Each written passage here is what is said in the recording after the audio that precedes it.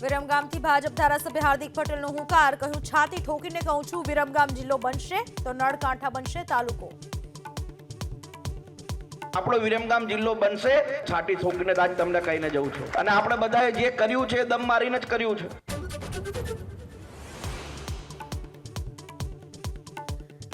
રાજકોટમાં જય ભીમ નગરની ટ્રિપલ પી યોજનાનું ટેન્ડર રદ, 700 કરોડની જમીન 180 કરોડમાં પધરાવવાનો હતો નિર્ણય।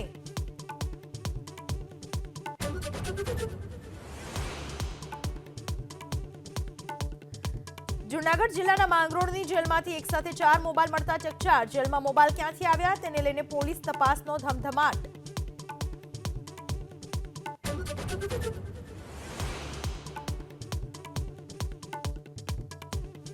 સુરતથી ઉદયપુર જતી ખાનગી બસમાં આગથી અફરાતફરી, સાબરકાંઠાના કતપુર પાસે સમયસર મુસાફરો બસમાંથી ઉતરી જતા દુર્ઘટના ટળી।